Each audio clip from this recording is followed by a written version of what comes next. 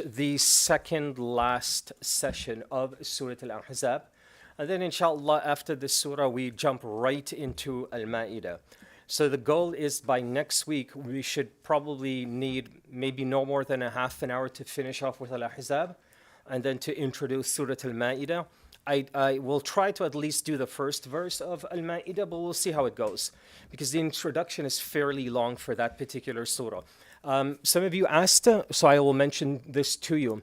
Reason why we're going to Surah Al-Ma'idah is that my intention from the first day that I started here about 9 years ago or so was to go through the entire Quran. And I didn't have a timeline, just whenever and however, we'll just go through it, inshallah. And just before COVID, we paused in, I think, verse number 20 or 25 of Surah Al-Ma'idah. And then everything had to shut down. So the students who have been with me since the very beginning, we did Baqarah all the way down to Surah Al-Ma'idah, which was quite an accomplishment. And that's why we're going back to Al-Ma'idah. I'll do just a complete fresh start of the surah, and we work our way down, insha'Allah ta'ala. So that's the goal. And I'll talk to you a little bit more about why you should take that course here in person and not rely doing it online. Online option is really just for those who need it. But if you're able to come here, we will share with you a few things to think about as to why it is really, really important. And quite frankly, you benefit a lot more in person, inshallah, right? So, but like I said, many of the students online are tuning in from all over the world. So they obviously can't be here in person, but you all can. So we'll talk about that, inshallah, a little more next week. So a lot of you weren't here last week. So we did quite a few ayat and a lot of different things, which you can only, those of you who are now joining us today, you only get to look at it and zoom by, and that's it. We forget about it and go on. Does that sound good? Let's go back to this, okay? I won't go through every one of them, but we spent some time on this verse, the famous verse of Surah Al-Ahzab, the verse that is quoted in almost every khutbah by all khatibs around the world, where Allah subhanahu wa ta'ala orders, Inna Allaha wa malaikatahu yusalluna ala nabi. So indeed Allah showers His blessings upon the Prophet. Him as well as His angels, they all pray for him. Now we talked about what this meant. And the ulama give a set of reasons why they think these salawat and salam are sent to the Prophet ﷺ and what that means exactly. One opinion that is very common is exactly what you see. These are blessings being sent to him sallallahu alaihi wasallam from Allah and His angels. So he's being blessed and it's consistent. It's happening regularly, every hour of every minute of every day, as long as he is in the grave sallallahu alaihi wasallam. So this is one interpretation of what this is. The second one is Allah is sending barakah to him alayhi salatu wasalam. So he is blessing. How does the Prophet ﷺ receive barakah when he's in his grave? How does he receive barakah? Okay, so he has his, but what is he going to do with it? Like, how does it benefit him if he's in his grave? It benefits his legacy. When Allah talks about that, when the ulama say that this is Allah sending barakah to him, meaning Allah will bless and continue to protect his legacy. We don't have the Prophet ﷺ with us in person, but you know what we do have? We have all the hadith books. We have Bukhari, Tirmidhi, Muslim. We have all of this, his legacy and his teachings. Not only have they been preserved, but people are studying it, and more of this content is being requested and asked for all around the world. So the thirst and the hunger to understand more about who this man was.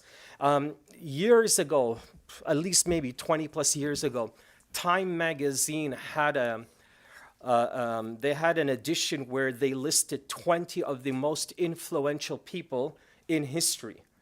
And the first person that was on top was Muhammad sallallahu alaihi wasallam. And the reason why they put him there is it met all the criteria that they looked for to qualify on this list. And the first criteria was that the evidence to prove that this person actually existed and walked the earth. And in that, I remember ages ago, before internet and all that, you literally have the physical magazine in front of you and you're flipping through these pages. And I remember coming across that there was a sentence, there is absolutely no doubt that Muhammad walked the earth at some point in time. So the evidence was clear to them enough that he became the most influential person. And it's probably even more so now because the ummah continues to grow exponentially every single year. Hundreds and thousands of people continue to embrace this religion. So Allah continues to hold his promise that he will protect this deen and protect its message. Part of that protection is the sunnah of our Prophet ﷺ, is his teachings. One more point I want to mention to you about this. Allah says that the angels, so Allah and his angels pray and send blessings ala nabi. Why not ala rasul? Why put his title? Why not ala Muhammad? So it's like crystal clear. A nabi could be talking about a lot of people who don't know this surah and who are just being introduced to Islam.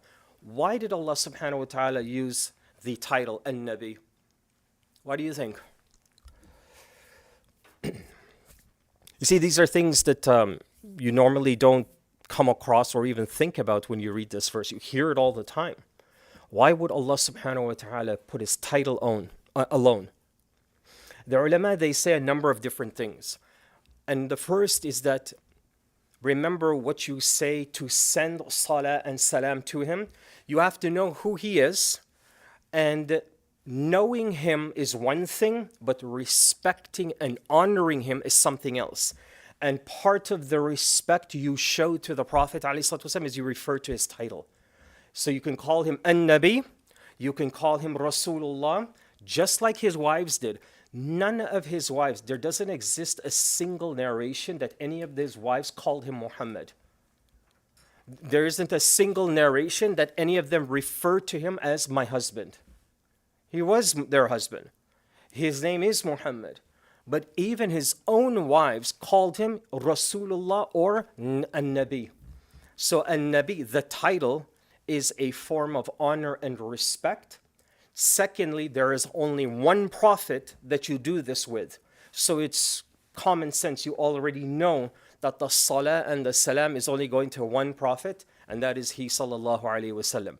So there was no need to really emphasize his name, but his title, here's a third thing to understand, that generally speaking, especially in Arabian culture, when you refer to somebody with their title, and you refer to them, not even including their name, just the title alone, Ya Doctor, Ya Mu'ali, or something, some kind of title, it immediately brings about the sense of honor and respect for that individual, okay?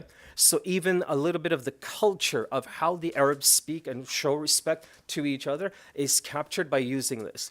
Now you're going to see a lot of that all throughout the Quran.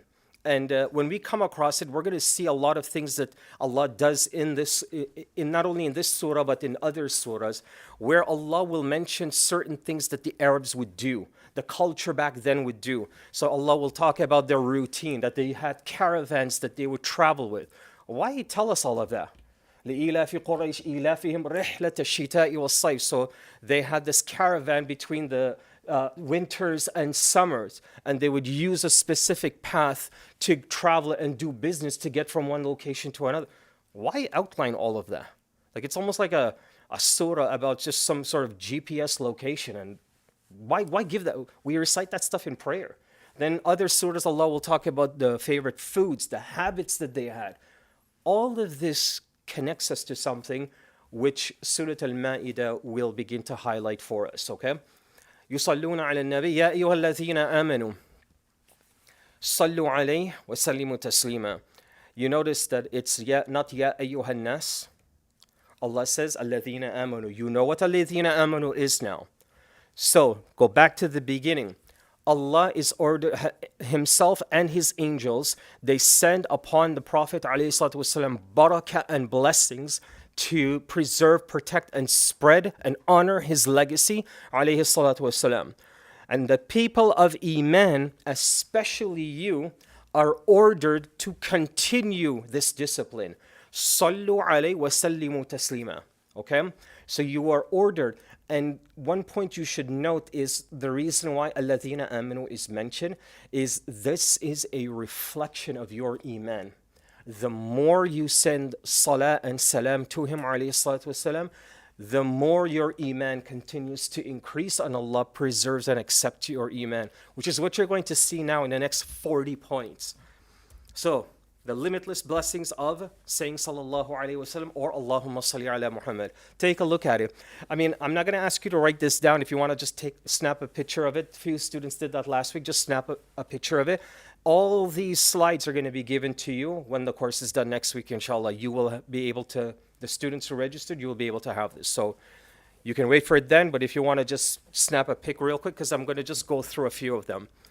Every single one of these points has been preserved and collected in a book written by Ibn al-Qayyim rahimahullah. He mentions 40 benefits and blessings for saying Allahumma salli ala Muhammad wa ala ali Muhammad. So sending the salah and salam to him alayhi salatu wasalam.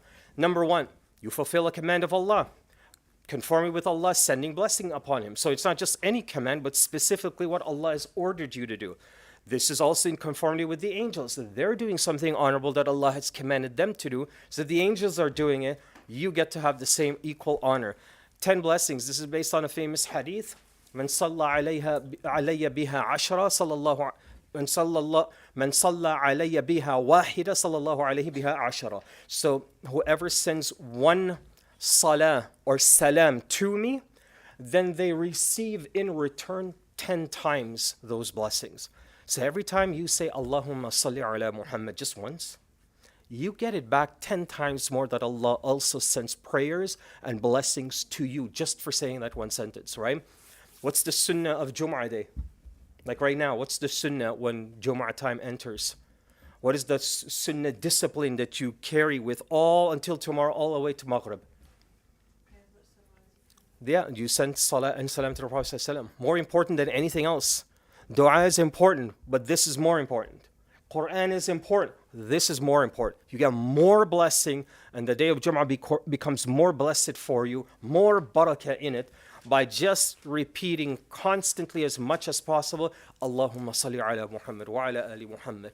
Kama sallayta ala Ibrahim. You could do the long version, the short version, it doesn't matter. Allahumma salli ala Muhammad. And this is what you start seeing in return. 10 good deeds are written for you, 10 sins are erased, dua is accepted, especially, everybody see this? Especially when you begin your dua with Allahumma salli. So everybody knows how to do this? How the prophetic way of making dua. Everybody knows how to do this? So I'm still thinking about it, but tomorrow I think I will devote my khutbah to that subject. I will just select one ayah. But I don't know, I'm kind of 50-50 with it. There's a whole bunch of things that I want to talk about, but I may end up just doing that. You were going to ask something? Yeah. I've heard a lot in the Quran specifically in adapting parts of the Arab culture because it is talking to the Arab people at the time, right? Yeah. But if you're talking about the Quran as like a message for all of mankind and transcending cultures and transcending, you know, like Arab, just like specifically Arab culture, is there any other examples of like the Quran also adapting good merits and good habits, like for example honoring someone with their title from the Arab culture in other cultures? Yeah, 100%. The Quran does both. Because the Quran also says, لا يسخر قوم من قوم عسى أن يكونوا خيرا منهم. Like one group is not going to have the title of making fun of or putting down or embarrassing other groups and other tribes and other castes just with the intention to make themselves look better. So the Quran achieves both. The reason why, I mean, there are several reasons, but the one reason why the Quran often would highlight certain cultural and living habits of the Arabs is you have to remember this book came down while these people were alive. And the Prophet, the example of this book is walking amongst them. So it was kind of tuned to really fit this this group and this culture so that they could be leaders in absorbing its message. So, in our context, imagine now if the Quran is revealed to us now in 2025, but it's revealed in Russian language. What are we going to do? Right? We're going to have to figure out, well, either this is not for me or I'm going to have to go through a long journey and learn this new language. But if Allah chose English for us here in 2025 and talks about, in the Quran mentions winter, shita'un. So, wow, we have shita right now. The Quran mentions night and day. We've got night right now. The Quran talks about clouds, gray clouds, beautiful clouds, puffy clouds, all the different types of clouds are all mentioned in the Quran. We see that pretty much every single day. What does that do for you as the servant now with this book? It starts to bring this connection. Wow, this is an interesting book. I feel like the book already knows me. So let me now connect and know him. But the Quran is marvelous in the sense that it does that, but it also gives a universal message that anybody who reads it, regardless of their religion or background, will be able to absorb and connect to its message, right? 10 good deeds that are written for you. Dua is accepted. Intercession of the Prophet ﷺ. So what I was saying is that dua is how you start a dua, right? You begin, you can say Bismillah, but you don't have to. You start off by praising Allah. Lots of times Imams, Alhamdulillahi Rabbil Alamin, and they recite Surah Al-Fatiha. Immediately after, whatever phrases you wish to choose in your language about praising Allah. You start off, how do you praise Allah? You acknowledge all of the names and attributes of Allah. Ya Allah, you are Al-Qadir. You are the one that is in charge. You decide our affairs and the affairs of everyone else. You are Anta ala kulli shay'in qadir. You have divine decree over anything and everything. You're praising Allah and you're honoring Allah for the things that only Allah subhanahu wa ta'ala can do. Once you finish with that, that can be as short or as long as you want. Number 2, Allahumma salli ala Muhammad. وعلى آل محمد كما صليت على إبراهيم وعلى آل إبراهيم إنك حميد مجيد. You can continue اللهم بارك على Muhammad. Up to you.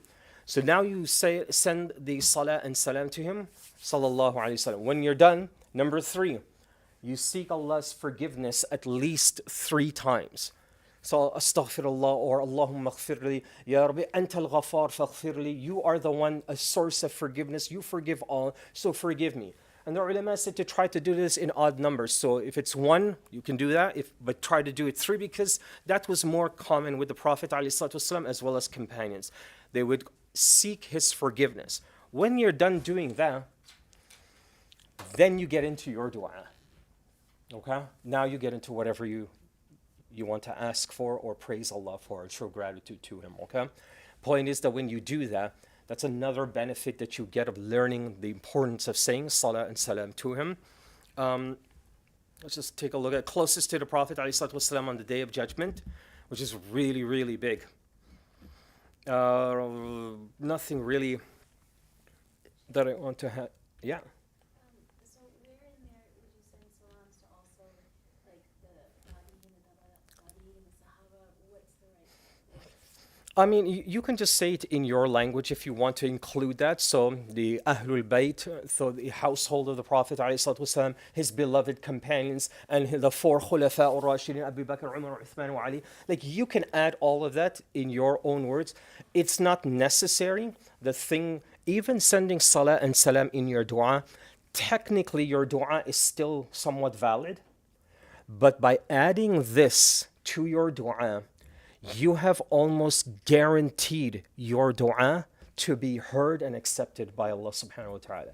Like if you want to increase those chances to the highest, best place possible that Allah Azza wa Jalla will accept your dua, this is one of the things to do. Okay? Yeah. What's the difference between Yusallu and Sallamu? Okay, we're coming to that. There's a good question though. Protection for terror, yeah, nothing here I really want to highlight. Means to repel poverty. Now, just keep in mind, everything that you see here is based on a hadith or an ayah, or it could be one ayah where a whole bunch of lessons are extracted from it, and that's what Ibn al-Qayyim rahimahullah he did. Protection of Prophet from the Prophet ﷺ's curse. What is the curse of the Prophet ﷺ? What is the curse of the Prophet? You know, there's a story. You guys remember the Battle of Uhud? The Battle of Uhud happened what year in Medina? Does anybody remember? Like all this stuff is fresh in my head because I just came back from there. But so it happened in the second year after the Hijrah. So the second year. So it overlaps between the second and third year after the Hijrah. But here's the thing. Which uncle, what's his name, that died, that was killed in Battle of Uhud? Does anybody know? Hamza ibn Abdul Muttalib, right? Radiallahu anhu. The Prophet ﷺ loved Hamza. Absolutely loved Hamza more than anything. Loved him so much. The stories about how he felt with Hamza radiallahu anhu, it almost gives you this like this picture that every chance the Prophet ﷺ had, he cling on to Hamza. And he would just be near and close to him and look and make sure he was protected, make sure he ate, make sure he was clothed very well, and the list goes on. Hamza radiallahu anhu was killed in the Battle of Uhud. His death is so graphic, you could never, like when I read it like years ago, I remember holding this book and reading through some of the details, and then sometimes you just close it back and you got to go somewhere. And then you just come back and you look at it again. And then you're just taking sentences at a time, how gruesome it was. Okay? Here's the point. After when the dust settled, the Prophet ﷺ started screaming for Hamza's name. Hamza, Hamza, Hamza, where are you? The other companions that survived saw Hamza already. But none of them are saying, Ya Rasulullah, he's over there. You know why? Why they won't say it? Because they don't want to be the one to shatter his heart and tear his emotions. They don't want to be that person to say, actually, Ya Rasul, I saw him and he's over there. So the Prophet ﷺ just kept yelling, Hamza, Hamza. The other companions alive were looking. He's like, are you going to tell him? Are you going to tell him? I can't do it. I can't do it. Till eventually he finds him, alayhi salatu wassalam. And he finds him with a huge spear that pierced through his lower stomach, abdomen area. That's just one part of it, by the way. Anyhow, the Prophet ﷺ, when he's seen Hamza in the state that he was, there is a statement that some of the scholars said it wasn't authentic, and others mention it in some of their seerah books. But he screams out and he says, لَأُمَثِّلَنَّهُمْ سَبْعِينَ مَرَّةً. I'm going to do the exact same thing to them 70 times, to 70 people of their army. And he kept shouting this over and over and over and screaming until Allah revealed the verse to calm him down. My point here is this. You can certainly, without a doubt, confidently say that even the Prophet ﷺ calls upon Allah for anything, whether it be something in your favor or against someone else, that Allah subhanahu wa ta'ala will grant him that. And if Allah Azza wa Jal grants him this and he has that kind of relationship with him, then you always have to caution yourself that you never ever upset or cross the boundaries that he alayhi salatu wasalam placed. So the point is that after he did that, eventually the Muslims were able to, I guess you could say, avenge a lot of what they lost in Uhud when the Battle of Tabuk and so on happened. So the point is, eventually those people were taken care of that were responsible for this. The story is really, really detailed, but that's for another time. Leads to the path towards paradise. Let's go here. Protection, terrors of the day of judgment. Nothing I want to mention here. Don't worry, guys. If you don't have it, don't worry about it. You will have these slides, so it's all good. Protection from the hardness of the heart. Okay. You know what I love about this? It's so easy. All you have to do is just Allahumma salli ala Muhammad. Allahumma salli ala Muhammad. Allahumma salli ala Muhammad. It's really up to the believer that if they get tired of repetition, okay, fine. There's sometimes you'll just get tired, you'll stay quiet for a little while, and you just jump right back into it. And this is, you get all of this and much more. Compromise Gratitude, it is a dua. So this is the book for those of you, Jalal al-Afham. I don't know if this book is in English. It's one volume. Okay, and you asked about the taslima from the word salam or salim. It has several meanings, but the one in the ayah, وَسَلِّمُوا تَسْلِيمًا, is what you see at the bottom here. So Allah is saying to us, وَصَلُّوا عَلَيْهِ وَسَلِّمُوا تَسْلِيمًا. Sallimu, to make sure, salim, one of its meanings, to submit yourself completely to whatever the rules or the laws are. Whatever it says, you're going to do it 100%. You're not going to question. You're going to be like, this one doesn't really make sense to me. This doesn't apply to me. You don't care. You submit yourself. Salim or salam also means protection. So when you follow these rules, then in essence, in return, what do you get? A bit of protection, a bit of comfort by following these laws or these rules. So Allah Azza wa Jal is in essence teaching us to give in to the instructions of Him alayhi salatu wasalam. So every time you see sallallahu alayhi and then at the end wasallam, remember this here. Sallam or sallim in there, it means to give your all to Him alayhi salatu wasalam. And there are several hadith to highlight that. The Prophet alayhi salatu wasalam also told us in an authentic narration that whoever is willing to sacrifice their parents and their children for me are those who will truly, those are the ones who have true iman and are accepted. So the point here is that once you have and you live that life where everything and anything that is authentic from Him alayhi salatu wasalam, that is what you submit to, then insha'Allah ta'ala, Allah will continue to open the doors towards His life and His sunnah for you to follow. إِنَّ الَّذِينَ يُؤْذُونَ اللَّهَ وَرَسُولَهُ. Let's go now towards the end of the surah. إِنَّ الَّذِينَ يُؤْذُونَ اللَّهَ وَرَسُولَهُ لَعَنَهُمُ اللَّهُ. Surely those who cause harm to Allah and His Messenger are condemned. They are cursed by Allah subhanahu wa ta'ala in this world and in the akhirah. Who is Allah talking about in this ayah? Those who cause harm to, in context, who is it referring to? Who's the main audience and group of this entire surah from the very beginning? Who have always been referred? Who are the troublemakers? Who are the troublemakers of Medina at this point? Who are they?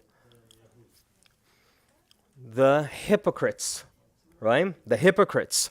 So this is talking directly those who cause harm. Remember what the hypocrites. There's a chunk of this surah that's just about them. Their behavior, their ways, the sneakiness, the plans that, Prophet ﷺ plans one thing and they're doing their own thing, and the rumors and the gossip and all of that they started. All of this caused harm to the Prophet ﷺ. So if you cause harm to him, then who is also going to be upset? Allah subhanahu wa ta'ala, right? So Allah then reveals this verse. Yu'dhun. Adha is one of the names of pain. Adha is a pain that you feel, but it leaves like a scar. So you know how you might get a bruise and you see it's all purple and blue and whatever, right? You ice it. The color goes back to your normal skin, but if you touch that area, it's still somewhat tender. And it takes a really long time for that to go away. That's called adha. So even if it's gone, it still has an effect. So even if these munafiqun had stopped and said, Ya Rasulullah, we're not going to bother you, we're not going to spread this stuff about you anymore. Yeah, but what you did was a lot, and I don't think I'll ever forget that. You're forgiven, but I will not forget the pain and the struggle you put us through. So those who do this are condemned by Allah in this, so they're punished in this world and in the akhirah, and Allah has prepared وَأَعَدَّ لَهُمْ عَذَابًا مُهِينًا, a humiliating punishment. Remember, muhina is also used to describe that they will be brought in front of all of mankind and publicly humiliated. That's also captured in the word muhin. So when we say humiliating punishment, meaning they are brought in front of all of mankind, and they are publicly Allah will punish them in front of all of mankind. So that adds another layer of embarrassment and humiliation. So this is what the munafiqun get. What is the pain? When we talk about the one who causes harm or pain, what's the pain that they're causing? That the munafiqun are causing to him? We should know this now. What's the pain that they're causing to him? Alayhi salatu wasalam. Go back to Ghazwat Al-Ahzaab, everything that we saw and learned and all of that good stuff. Munafiqun, what was the first thing they started to do when they heard that, okay, the announcement has been made for the Battle of Ahzab? We're going to start digging these massive trenches, and we're obviously outnumbered, severely outnumbered from the Meccans, but we're still going to do this. What's the first thing the Munafiqun went and did? They started going around to everybody. He's going to do it again. He's going to set you up. You're going to die. Did you remember what happened at Uhud? Now you're going to follow him? They started doing that. That's the adha. Gossip. Some people, when you tell them or you ask them about how to deal with gossip, they easily could verbalize and say to you, oh, just ignore it. I'll just ignore it. That's not easy to do, right? When you really take a moment and you listen to some of the things that people have said and have spread around the community about you, whether it's true or not, just the fact that you're hearing it, and obviously the whole broken telephone system happens where, one sentence turns into a completely different sentence when it arrives at that person, then it's twisted and it's changed and a whole bunch of other things are added. And before you know it, it was one thing you may have said that turned into a whole paragraph by the time you heard about it again. This stuff hurts, especially the people of Iman. Why? Especially with people who are close to Allah and His Messenger. Why does the rumors and the gossip of people hurt them the most? Why do you think that is? Surely we all know or have been the subject of some kind of rumor or gossip at some point. I don't care to what capacity. It could just be between you and like two other persons. Well, the point is you heard it. You were involved in it. Your name got brought up. Like, why does that, generally speaking, especially with people of Iman, why does it bother them? When you have Iman, what do you strive to do? You always strive to do the right thing, right? You first and foremost try to please Allah and His Prophet ﷺ. So by having that, having that connection and that focus, you assume and you believe that once I follow these two things, Allah and His Prophet, then I'm doing the right thing, and people should appreciate and acknowledge and understand I'm not trying to hurt nobody, I'm not trying to break any system, I'm not trying to do anything. I'm trying to follow the two best sources, and I'm trying to live an honest life.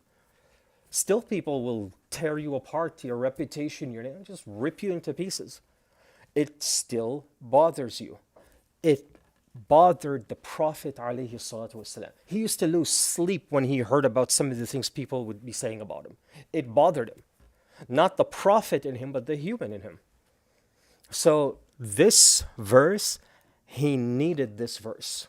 He needed to hear this and have this reassurance. He can't deal with the munafiqun. They're too difficult. He doesn't have the ability to handle all of them. So Allah says, don't worry, we'll take care of them. Here's the thing.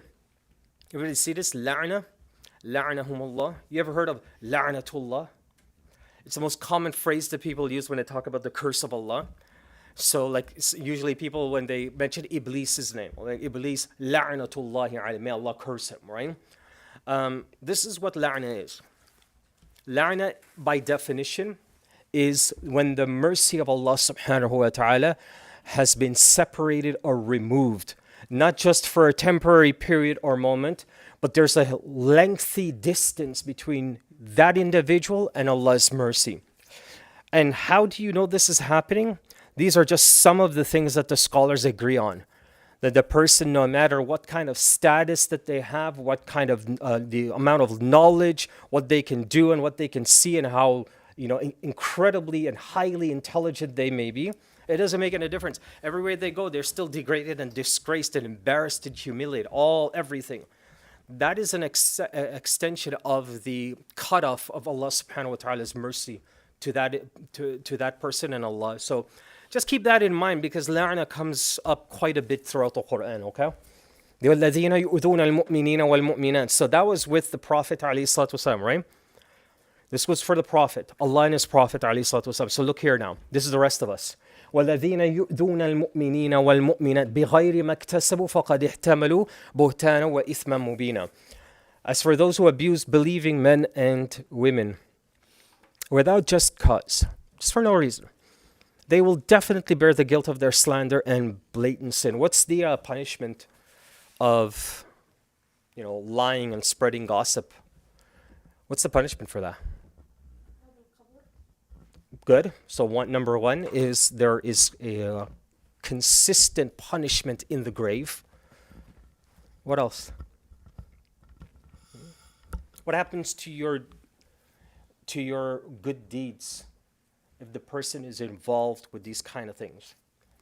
Your deeds are all being shaved out of your scale and removed. And where do they go? The person you're talking about. Even if it's true. So how does that even work? Even what you're saying is true. Because, I mean, we all hear this. Yeah, I'm just telling you the truth. All right, I'm not backbiting. They are idiots, right? I hate them. They're this, they're that. I'm just being honest. And some people, like, subhanAllah, are really convinced that that's okay. Even if it's true. You can't say it unless what happens? When can you talk about that person and whatever the subject is? When are you allowed to do that?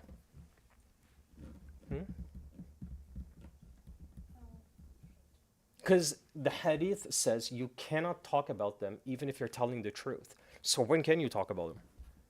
Never? Or are there some exceptions? When you're alone, okay? Prospects of marriage when somebody. Okay, so depending on the subject, maybe? What about them? Like, this is just the first thing that popped into my mind. Like, if a mother's pregnant, and she tells, like, her sister or her best friend, yeah, pregnant, it's 2 weeks now. And then that sister goes and just said, yeah, she's pregnant. Can you believe that? Oh my God, I'm so happy for her. We should go get her a gift right now. If she finds out after telling you and you alone, don't tell anybody, but I'm 2 weeks in. And then she finds out that somebody else knew. And even if she doesn't find out, what is the default assumption that you should have about how she would feel that somebody else knew the thing she told you not to tell anyone? How do you think she's going to feel? It might upset her. She might even say, oh, it's okay, I don't care. But you and I do not have the right to take that kind of risk. Oh, I know her. We grew up like sisters. Don't worry, she's not going to mind, I'll tell you. You don't have the right to do that. Unless he or she grants you complete permission to say that. Then you can say it. And you can't add your own flavors to the sentence. You can't be like, yeah, she's 2 weeks pregnant, but I really think she's like 3 weeks because I saw her abaya looked a little tight. I don't know what's going on. She's walking different. You can't add none of that, right? You can't do any of that. That's it. So when you think about gossip in this manner, you know what you immediately start to realize? How little the amount of actual speech and conversation you have decreases exponentially. Like you could probably count the amount of words or sentences you put together in the first half of your day. If you just eliminate this one thing, just don't talk about anybody. It's different when you're talking about the news, when you talk about leadership, when you talk about rules, when you talk about trouble, things that affect you. And we're not talking about that. That's not riba. When we're talking about people and their personal affairs, especially when they're not there present when you're doing it, you don't know if they will like it or not. So this is what was happening now to the rest of the believers.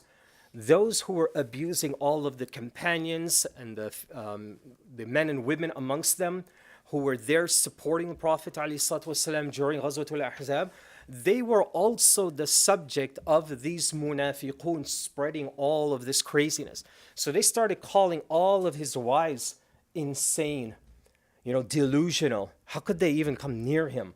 What are you guys doing? You guys, and then what they used to do is they'll gather a bunch of their followers, the munafiqun, and they would stand in a place where they would look and observe all these companions putting all of their swords and their shields together. They're digging tools and so on, heading to the location where they're gonna dig these trenches, and they would just be sitting there watching. Look what they're doing. It's like after Lord, like it's so sunny, and they're digging holes now in the middle of the desert. So crazy. What's our version of that, by the way?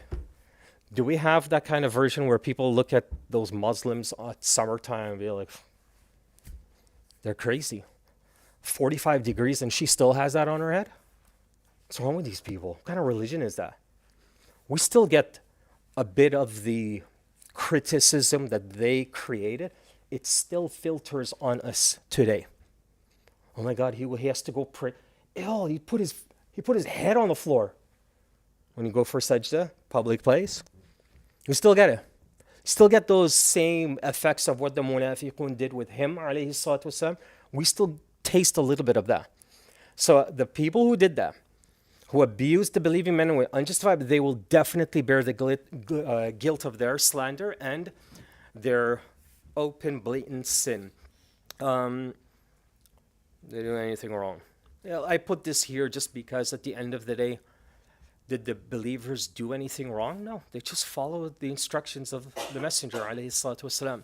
يا أيها النبي قل لأزواجك وبناتك ونساء المؤمنين يدنين عليهن من جلابيبهن. O Prophet, ask your wives and daughters and believing women to draw their cloaks over their bodies. This is a new subject now in the surah, and it's only in this ayah. Then we go back to a few more verses about Al-Ahzaab and life in Medina, and then the surah will go into the day of judgment and conclude itself. I ask you this now. 58 verses were more or less on one subject. Ghazwatul Ahzab, everything that was happening in Ahzab, and the aftermath of Al-Ahzab.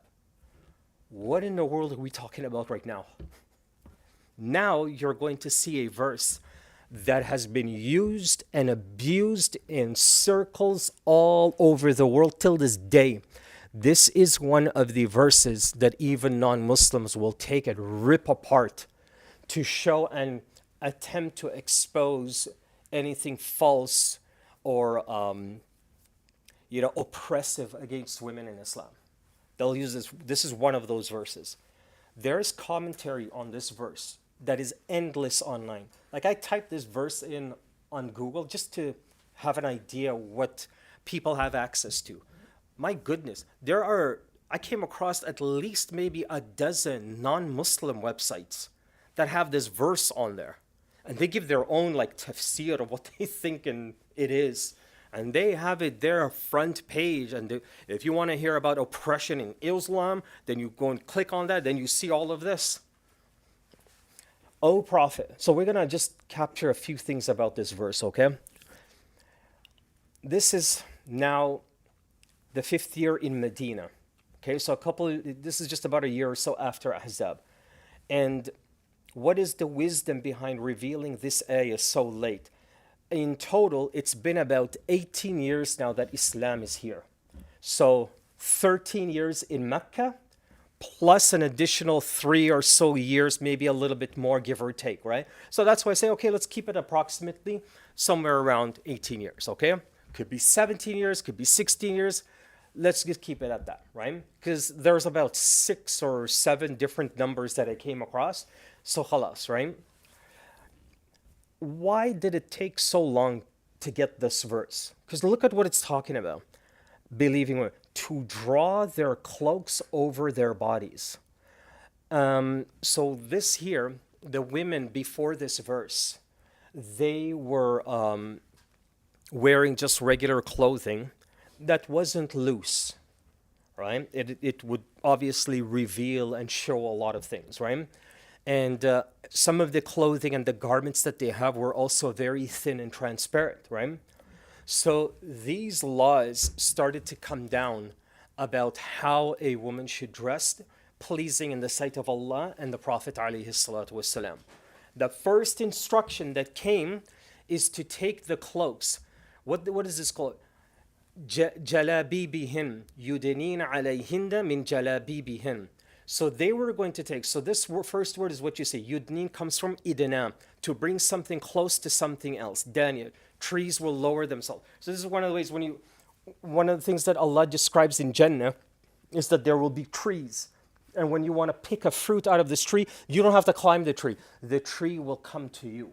It will bow and, come closer to you, and you will pick what you want. The word used to describe this, that these trees and fruits, قُطُوفُهَا دَانِيَةٌ, like they'll just come closer to you. So the same word, when you put it all together, this word here, yudanin, take this garment and bring it closer to you. So this is what ended up happening. The garment now drops. So this is how it looks.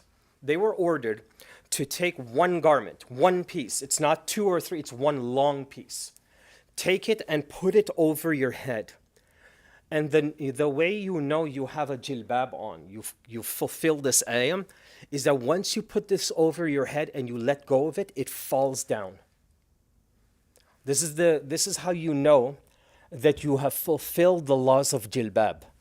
So draw and veil over themselves. If it doesn't fall, then it's not jilbab. So where are we getting this from? We're getting this from this word here. Yudani alayhin, upon something. It makes contact and then it does its job. Now we need to just talk about what this jilbab is. Jilbab is something that is loose, that covers her from the shoulders down. Do you see anything about covering her hair? No. Is there anything in this ayah about covering hair? No. You know why? Because those ayat have not been revealed yet. They come after the surah.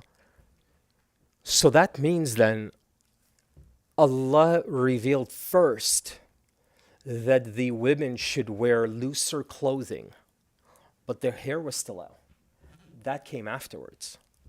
When we teach young sisters about hijab, what's the first thing we make them do?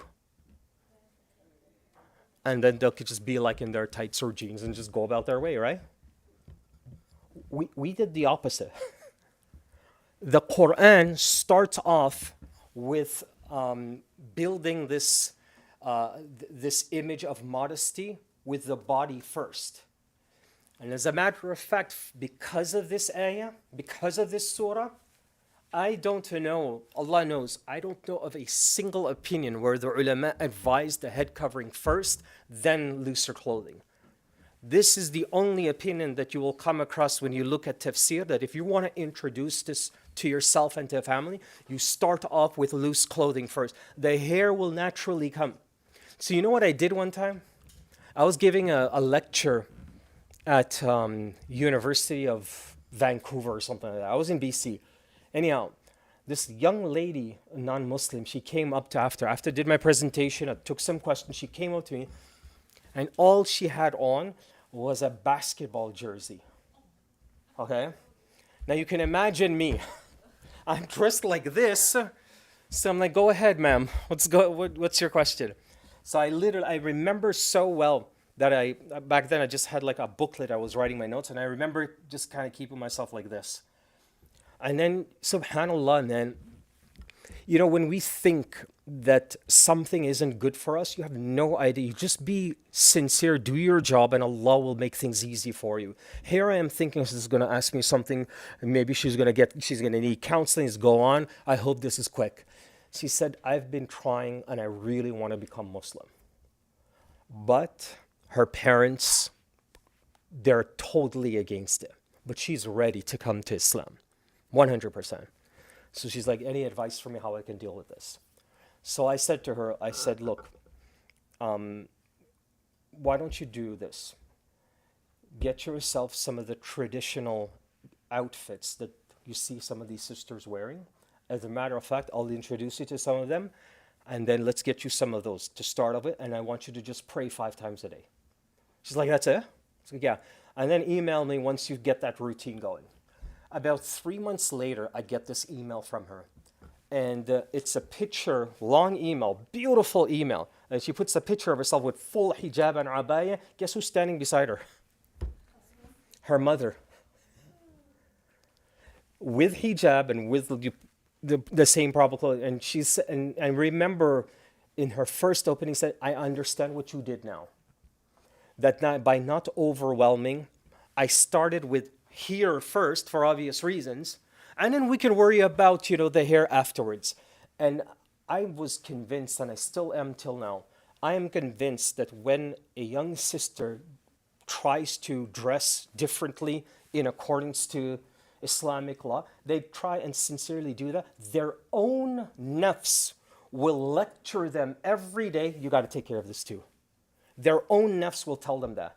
They'll get this like hidden khatib in her heart, just tell you got to get that hijab going, then it's complete. You got to do something. The guilt will just kill her. Like she kind of like, okay, I got to do this now. And then salah is what preserves all. Salah puts you on that path now. And subhanAllah, it's just from Allah, but it just, again, goes back to the pattern in this ayah. These women are now being told to wear this loose clothing, right? And one stated, ذَلِكَ أَدْنَىٰ أَن يُعْرَفَ فَلَا يُؤْذَيْنَ. In this way, it is more likely that they will be recognized as virtuous and not be harassed. We'll talk about that in a second, but take a look at this. So the garment it drops, it's not too tight, it's loose as one piece. I have some pictures of what a traditional jilbab looks like these days, right? So you still have like a two-piece here. Some countries have one big long piece. Some countries, now remember, if you look at these images and you can tell like which culture or country they come from, I'm not getting into that. Because what I will say to you is this, until this day, there are even sahabas. We have opinion of companions that said a complete jilbab is something like this, which includes the covering of her face and just one eye is open. Not the two, like a traditional niqab that you see. No, just one. We have companions that took it they were that strict about it. As time went on, Islam spread, people and culture started to sort of develop their own version of what a jilbab is. Here's what I will say to you. Because some of you must be thinking then, what is a jilbab here in Toronto? What is a jilbab here in this part of the world? And the answer to that is never just one clear-cut answer. The answer to that, it varies. So here's what I will say to you. There are approximately 6 to 9 conditions of a hijab. Just do your best to follow them. One of those conditions is whatever you choose to wear, it should not shape her in any way, shape, or form. By the way, this conversation in 2025 is also for men now. Right? You ever walk into some of those like Levi's stores and so on and see what they got for us? Gone are the days where it was just a little baggy and you had to get a belt and so. Yeah, this conversation kind of shifts over now also that the men are also required and reminded, make sure your pants are baggy, it doesn't shape you, blah, blah, blah, blah, and so on. Once you can fulfill the rules of what khimar and jilbab is, that it should be something loose over whatever it is that you're wearing. One more thing you should know about the jilbab, the ulama say it's usually the last garment you put on. So you can have anything you have on, and then what the last piece that you put on that walks you out of the door, that should all take the image and the definition of what a jilbab is. So in conclusion, a jilbab is loose clothing.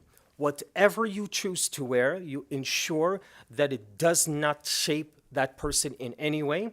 You have fulfilled the jilbab. All the other intricacies in between, the color, the material, the style, can it have like this design, that's a whole different conversation. It's not our conversation here. There's a lot of fiqh behind it. I'm just giving you an overview from Surah Al-Ahzaab. So now you understand, jilbab is mentioned in this surah first. Khimar, or the head cover, came afterwards, and that's in Surah An-Nur. وَلْيَضْرِبْنَ بِخُمُرِهِنْ عَلَى جُيُوبِهِنْ. So take their head cover now and turn it and let it fall in the chest area for obvious reasons. What happened in Surah An-Nur? The women, when they started wearing the jilbab, they didn't have a hijab on their head, right? So what they used to do is they used to tie the hair at the back, and they would have a long ponytail. And sometimes they would like braid it and make certain like designs in the back, so all of it will fall. Sometimes they would tie it up in their own way, and it just had different styles that they would keep. Then the ayah came about the khimar, which you now know. I've brought this up before. Hijab is not the, technically, it's not the appropriate name for how we use it. That's not the way that it's intended for. Hijab is that. See that curtain there? Look, that's a hijab. Hijab is a sitar. It's like a curtain that you just open and close. That's called a hijab. That's why Allah says on the Day of Judgment, وَبَيْنَهُمَا hijab. So between the wall of A'raf, there's a hijab that protects Allah subhanahu wa ta'ala, that anybody can see him in his true form. And then eventually Allah will give the order to the believers that he is most pleased with. He will order the angels to remove this hijab, and they're able to see him in his true form.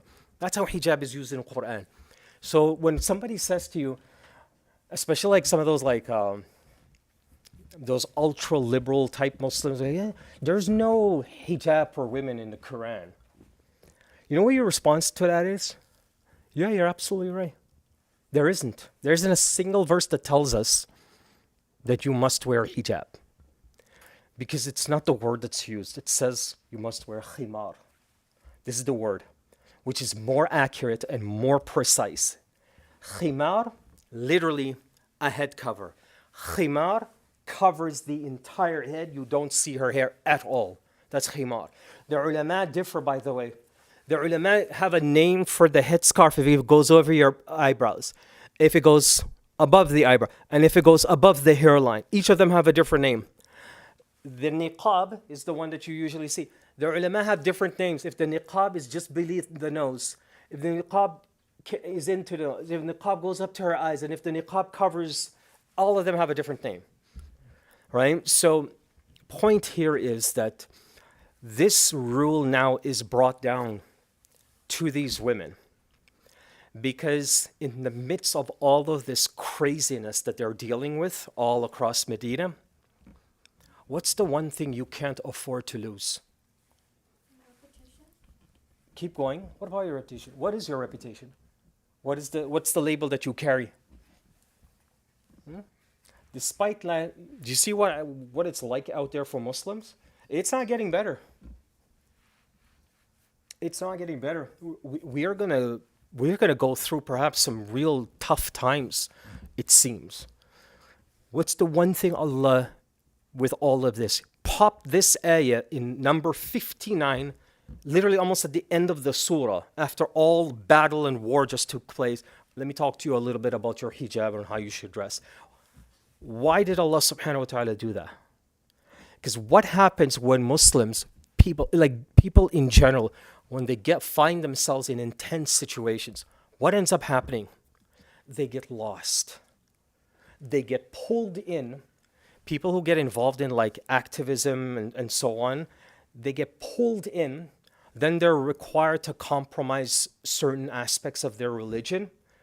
And this ayah is popped in the middle of all of this to remind you, whether it's a battle or not, you can never ever compromise Allah's deen.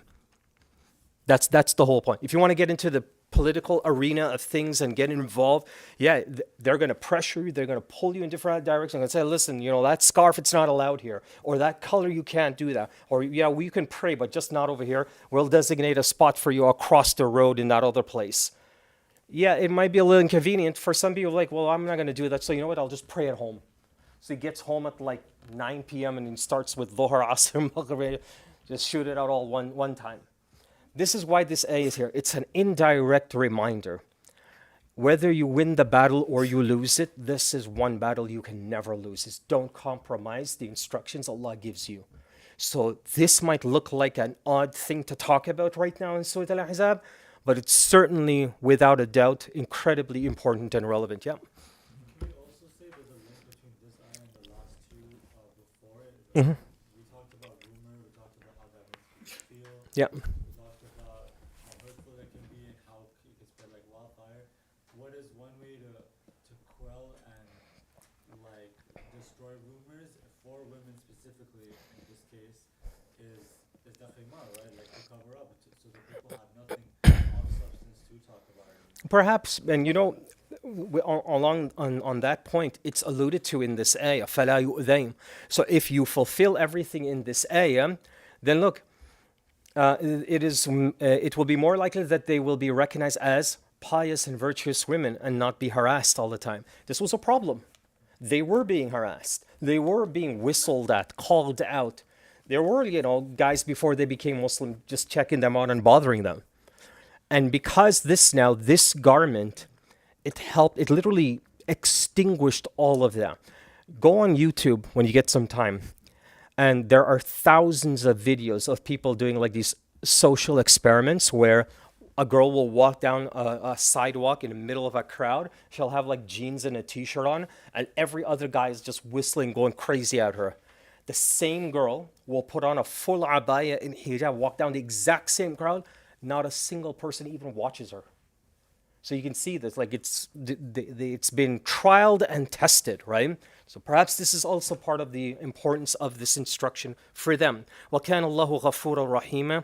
And Allah subhanahu wa ta'ala is all forgiving and all merciful. So these are just some things that needed to be highlighted. The ruling on wearing jilbab, you understand, as long as whatever it is you wear, it fulfills those rules. Does it have to be one piece or can it also be multiple pieces? Both of them are correct. Okay, what I would suggest you do is just stick to the culture you belong to. So if you go to other parts of the world, one garment is the culture, wear one garment when you're there. But when you're in places like here, wearing multiple garments and still fulfill the same ruling, inshallah, is perfectly okay. And this is where it is more likely that they will be recognized as virtuous and not be embarrassed. So that's the purpose. Some say don't wear it, you'll be a target. What do you guys think about that? That's what we'll conclude with, inshallah. Some Muslims will be like, oh, even some parents will tell their daughters, no, I don't want you to wear that. They're going to stare at you. They're going to make fun of you. No, things are too hot out there. Just do your hair nicely, okay? Just go. What do you guys think about that? It's actually quite common with high school students. Because usually in that period is when they become a bit more independent and are asked to do this on their own. What do you tell a parent who says this to their children? Or a student who says this about, like, I'm not ready to wear it because it's just too crazy out there. I take the subway. There's a lot of weird people in the subway. I feel like I might get attacked. What do you tell them? Perhaps you're saying that Allah has a bigness to protect you. Okay. Okay. Interesting. Anything else? What would you guys advise somebody? I mean, just pretend like, okay, this traditional garment that we wear. I mean, it's not a Muslim garment, right? But Muslims happen to wear it. There's nothing prophetic about what this thobe is. Prophet ﷺ never wore it. No companion ever did it. But if I walk out there and I go on the TTC or on the subway at like 12 o'clock at night, it gets a little crazy. You might get some stares and people might say or even do things to you just because of the way you look. Oh, there's another Muslim guy over there. Let's just harass him. So how do you protect yourself from that? This here, there is no easy answer to it. But to compromise and say to her, okay, just don't do it because of this, I don't think it really matters. Whether you abstain from it now or 10 years later, I think the circumstance will always be there. It was there even during the time of the Prophet ﷺ. You have to decide and make a decision that if you're going to enter this deen, what does Allah say? Udkhuluha bisalamin kaffa.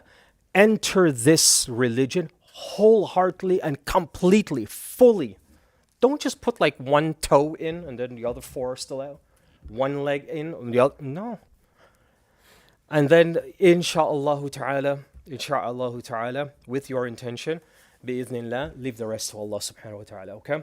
We'll pause here. This here, we'll finish the surah, insha'Allah ta'ala, next week. But just remember, please, the booklet is available. Just print the booklet out. I really would ask you guys to just do one old school thing for me. If you can, to just print the booklet and bring it to class every day. But if you want to bring your laptop or tablet, whatever, that's all up to you. I'm just more of an old school guy when it comes to that sort of thing. But next week, inshallah, we will delve right into it. Bi'idhnillah.